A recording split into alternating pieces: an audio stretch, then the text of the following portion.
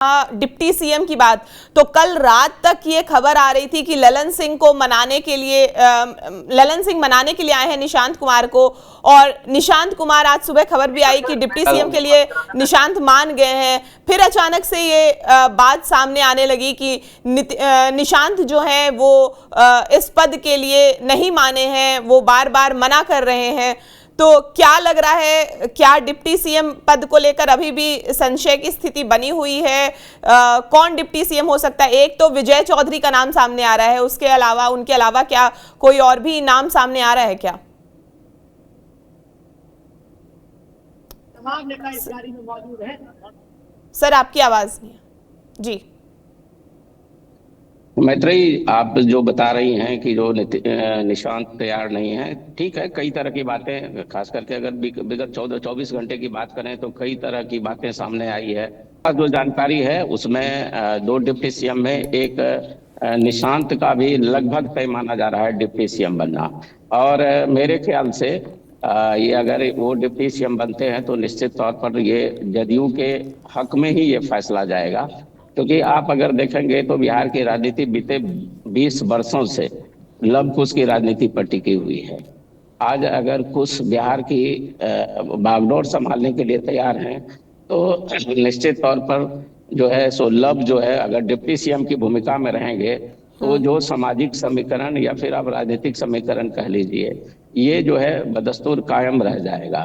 तो इस स्थिति में ये फैसला जिनका भी रहा हो, अगर निशांत डिप्टी सीएम बनते हैं तो निश्चित रूप से वो ज़्यादा बेहतर होगा। क्योंकि आपको देखिए समझने की ज़रूरत ये है कि अगर इस तरह का समीकरण नहीं बनता है बिहार में तो आने वाले समय में अगर सम्राट चौधरी को मुख्यमंत्री बनाया जा रहा है तो उसकी भी यही वजह है कि आने वाले समय में जो ये 7% कोयरी और कुशवाहा, लव और कुश वोटर जो है, अगर ये समीकरण दिखाई नहीं देगा तो इनके खिसकने की संभावना अधिकतम रहेगी।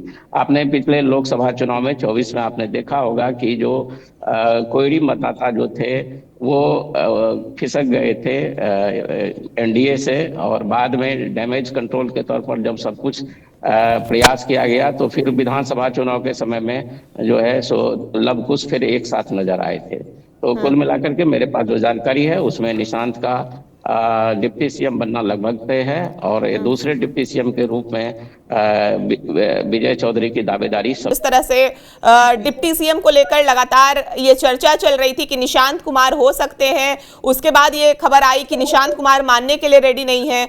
उसके बाद रात को ये खबर आई कि ललन सिंह मनाने पहुंचे हैं निशांत कुमार को। सुबह तक फिर ये खबर आई कि निशांत कुमार मान गए हैं, और फिर अब एक नया अपडेट आ रहा है कि निशांत कुमार ने इनकार कर दिया है। इतनी बार मनाने के बाद भी निशांत कुमार ने इस पद को स्वीकार करने से इनकार कर दिया है।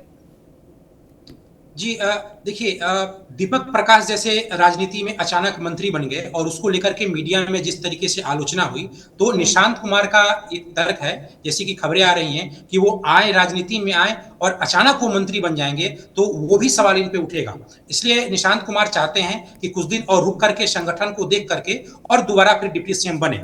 हालांकि जदयू के जो नेता हैं वो निशांत कुमार को डिप्टी सीएम बनाना चाहते हैं, लेकिन निशांत कुमार खुद इसी तर्कों से कि तुरंत आए और तुरंत आकर के अगर डिप्टी सीएम जदयू का बनता है तो जदयू का तो बहुत बड़ा पद है, तो वो पद पे सीधे आसीन हो जाएं। तो इसके लिए निशांत कुमार ये चाहते हैं कि कुछ देर संगठन के काम को देख करके आए, और विजय चौधरी के साथ विजेंद्र यादव हो सकता है कि वो दूसरे डिप्टी सीएम बन जाएं, क्योंकि वो नीतीश कुमार के नजदीकी भी हैं, और जो जदयू का अपना जो जातिगत समीकरण है, हमेशा नीतीश कुमार विजेंद्र यादव को अपने मंत्रिमंडल में जगह देते रहे हैं, तो हो सकता है कि दूसरा डिप्टी सीएम ये बन जाए। लेकिन कल शपथ ग्रहण का कार्यक्रम होगा, तो रात भर में अगर निशांत कुमार को जदयू के जो बड़े नेता अगर वो मना लिए, या फिर नीतीश कुमार का उस तरीके का कोई आदेश गया कि आप डिप्टी सीएम बन जाइए, तो शायद ही कोई बदलाव हो जाए। लेकिन ऐसे निशांत कुमार अपनी इच्छा से अभी डिप्टी सीएम बनना नहीं चाहते हैं।